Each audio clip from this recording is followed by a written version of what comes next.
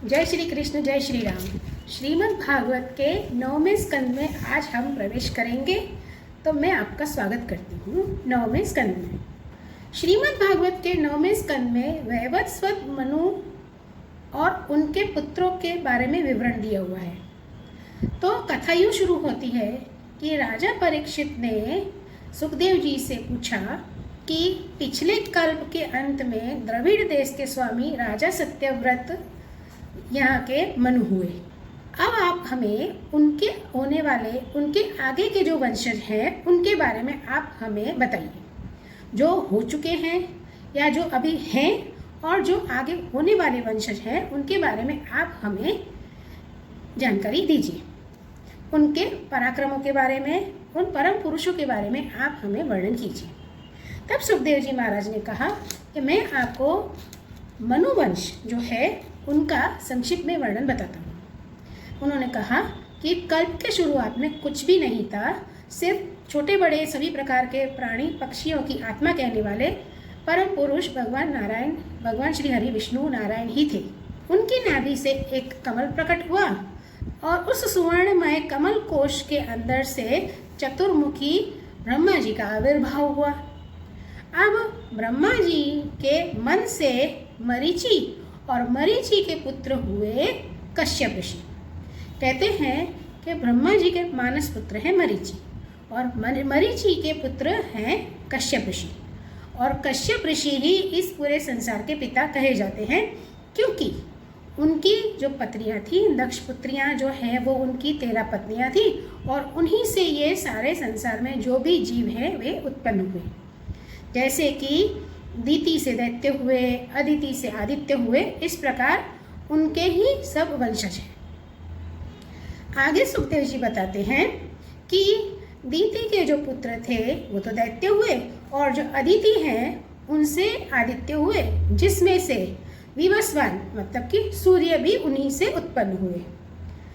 और सूर्य की विवस्वान के, सूर्य जो भगवान हैं, विवस्वान नाम के जो सूर्य भगवान हैं, विवस्वान की संज्ञा नाम की पत्नी और उनसे उनके पुत्र हुए श्राद्धदेव मनु, जिन्हें हम सत्यव्रत भी कहते हैं।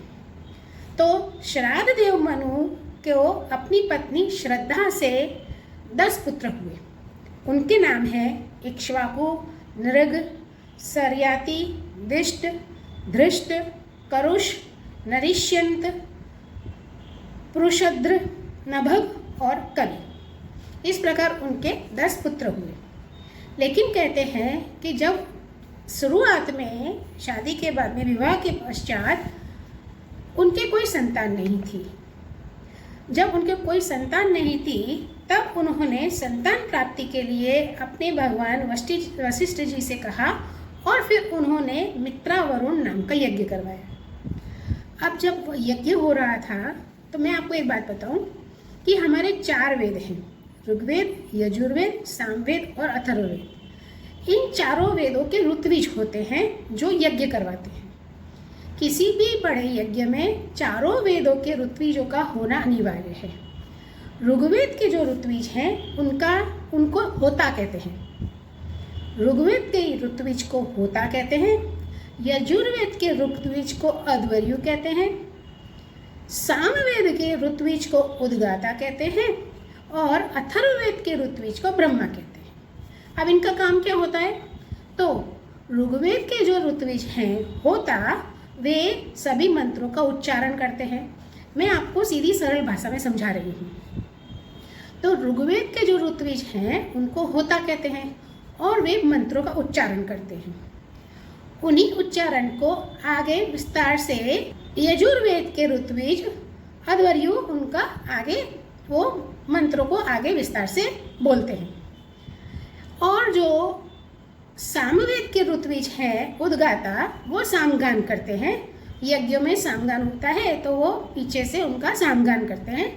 और अथर्ववेद के ऋत्विज जो हैं जिन्हें ब्रह्मा कहते हैं, ये वो ब्रह्मा नहीं है जिन्होंने ये सृष्टि का रचना की है, ये उनको ब्रह्मा नाम दिया गया है। तो वो इन पूरे यज्ञ का ध्यान रखते हैं। एक प्रकार से आप यूँ समझिए कि वो उसका सुपरविजन करते हैं। तो अब जब यज्ञ चल रहा था, श्राद्ध देव जो कि वसवान मनु हैं, उन्होंने अपनी पत्नी के साथ में बैठ करके मित्रा वरुण यज्ञ करवा रहे थे। उस वक्त उनकी पत्नी श्रद्धा ने अध्वर्यु से कहा कि मुझे कन्या रत्न चाहिए, मुझे पुत्र नहीं चाहिए, मुझे कन्या चाहिए, तो आप उसी प्रकार से मंत्रोच्चारण करिए। अब उन्होंने उनकी बात मान ली कि भाई यजमान जो कहता है वो करना ही पड़ेगा। तो उन्होंने उनकी बात मान ली और उन्होंने वैसे ही मंत्रोच्चार किए। अब जब ब्राह्मण ने उस श्रद्धा के कहने पर सारे मंत्रोच्चार किए तो फलस्वरूप वहाँ पर एक कन्या की उत्पत्ति हुई। जब कन्या की उत्पत्ति हुई तो मनु के मन में शंका हुई। उन्होंने वो ब्रह्मा जो हैं, जो कि अथर्ववेद के ऋत्विज हैं, उनसे पूछा कि आप तो बड़े ब्रह्मवादी ब्राह्मण हैं, तो आप लोगों से ये ऐसा फल क्यों मिला? मुझे तो पुत्र रत्न चाहिए था, तो मुझे पुत्री क्यों प्राप्त हुई? तब सब कुछ बाद में अंत में ये पता चला तो उन्होंने कहा कि राजन, होता के विपरीत संकल्प से हमारा संकल्प ठीक ठीक पूरा नहीं हुआ है, फिर भी मैं आपके अपने तप के प्रभाव से तुम्हें श्रेष्ठ पुत्र दूंगा। और वशिष्ठ जी ने भी निश्चय किया। वशिष्ठ जी जो हैं, उन्होंने ही ये कहा था कि मैं आपको पुत्र रत्न दूंगा। अब वशिष्ठ जी ने जब ऐसा कहा तो उन्होंने वो जो कन्या थी उसको ही, जो कन्या थी उसका नाम इला था, कन्या जो उत्पन्न हुई उसका नाम इला था, तो इला जो कन्या है उसको ही पुत्र बना दिया और उसका नाम रखा गया सुद्युम्न। भगवान नारायण की स्तुति करके उन्होंने, वशिष्ठ जी ने इला को, जो एक कन्या है, उसको सुद्युम्न पुत्र बना दिया। अब एक बार क्या हुआ, सुद्युम्न जो है वो वन में गए शिकार खेलने के लिए। वे वन में विचरण कर रहे थे, साथ में उनके और भी उनकी पूरी सेना थी और वो खुद घोड़े पर सवार थे। घोड़े पर सवार होकर के वे वन में गए और वे आगे बढ़ते बढ़ते मेरु पर्वत की तलहटी के पास पहुंच गए, जहां भगवान शिव, शंकर और माँ पार्वती रहते थे। अब वे वहां पहुंचे, जैसे ही उन्होंने उस वन में प्रवेश किया तो वे सभी स्त्री बन गए। सुद्युम्न ने अपने आप को देखा तो वो एक स्त्री बन गए, उनका जो घोड़ा था वो घोड़ी बन गया और उनके साथ में जो भी सैनिक थे वे सब स्त्रियां बन गई। तो परीक्षित राजा के मन में प्रश्न उठा कि ये ऐसी तो कैसी जगह थी, ऐसा इस जगह को किसने बना दिया, इस भूखंड में ऐसा कैसे हो गया कि जो पुरुष थे वो सब स्त्रियां हो गई। तब सुखदेव जी महाराज ने बताया कि एक बार कई सारे ऋषि उस वन में माँ भवानी, पार्वती और महादेव के दर्शन के हेतु उस वन में गए थे, लेकिन वहाँ पर माँ पार्वती भगवान शंकर के साथ में विहार कर रही थी। तो उनको देख करके ऋषि मुनि वापस लौट गए और वे सभी नर नारायण के आश्रम पर चले गए। अब ये जान करके, ये देख करके माँ पार्वती को थोड़ी शर्म हुई कि ऋषि मुनि सब लौट गए, तो उनकी शर्म को भोलेनाथ भांप गए। तो भगवान शंकर ने उन्हें प्रसन्न करने के लिए कहा कि यहाँ पर जो कोई भी पुरुष यहाँ पर प्रवेश करेगा तो वो स्त्री बन जाएगा, जिससे कि तुम्हें शर्म जैसी महसूस ना हो। तो उस वजह से सुद्युम्न और उनके सारी सेना और उनका घोड़ा जो है वो स्त्री जाति में परिवर्तित हो गए। अब वो वहाँ परिवर्तित हो गए तो वो वहाँ पर विचरने लगे। एक तो उनके मन में ऐसा था कि हम स्त्री कैसे बन गए। अब वे वहाँ पर घूम रहे थे, विचर रहे थे, तो चंद्रमा के पुत्र बुध वहाँ पर आश्रम के बाहर आए। उन्होंने देखा कि एक सुंदर स्त्री है और उसके आसपास बहुत सारी स्त्रियाँ विचरण कर रही हैं। बुध ने जब उस स्त्री को देखा, जो सुद्युम्न है, जो अब स्त्री बन चुके हैं, उनको देखा तो वे उन पर मोहित हो गए। इधर सुद्युम्न जो कि वो स्त्री बन चुके हैं, उन्हें भी बुध पसंद आए और अब उनको एक पुत्र हुआ जिसका नाम है पुरुरवा। पुरुरवा नाम का पुत्र उत्पन्न हुआ। इधर मनु महाराज को जब पता चला कि सुद्युम्न स्त्री हो गए हैं तो उन्होंने वशिष्ठ जी को याद किया। वशिष्ठ जी को जब ये सब बात पता चली तो उनके मन में दुख हुआ और उन्होंने भगवान शंकर की स्तुति की, उनकी आराधना की। भगवान शंकर ने उन्हें दर्शन दिए और पूछा क्या हुआ। तब वशिष्ठ जी ने सारी बात बताई। तो भगवान शंकर ने उन पर कृपायमान हुए और उनसे कहा कि मैं आपको ये वरदान देता हूँ कि ये जो सुद्युम्न है वो 1 महीने मतलब 1 मास तक स्त्री रहेंगे और 1 मास पुत्र रहेंगे, मतलब पुरुष रहेंगे।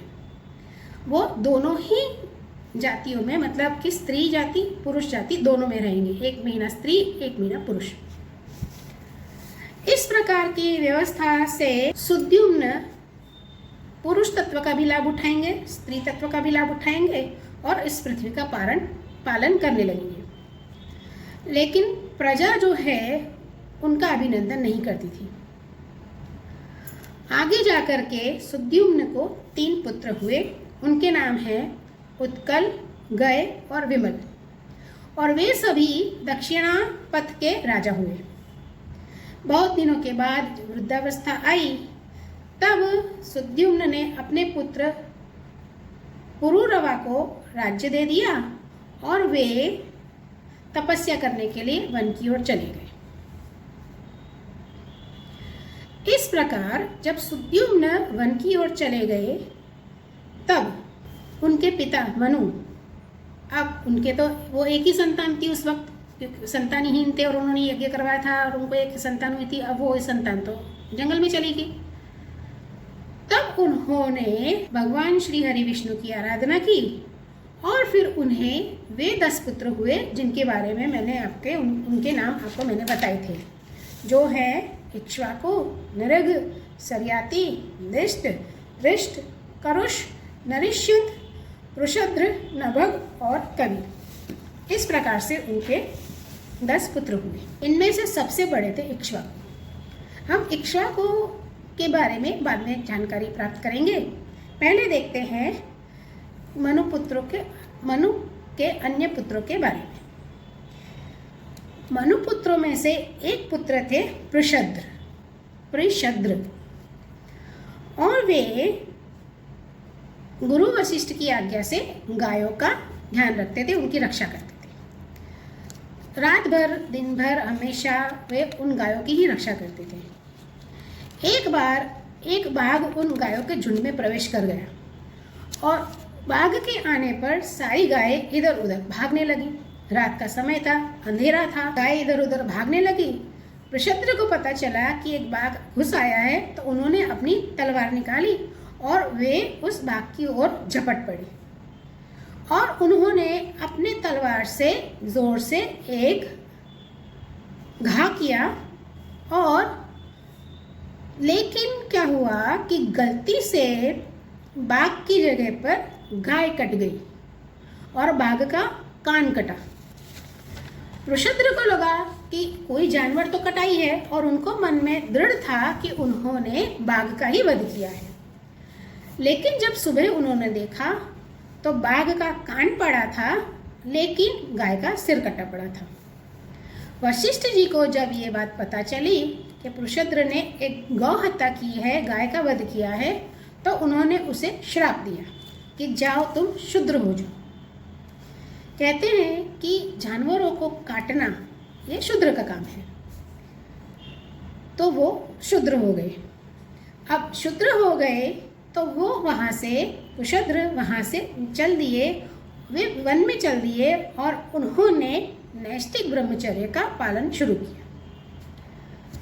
अब यहाँ पर मैं आपको बताऊं कि 3 प्रकार के ब्रह्मचर्य का पालन होता है।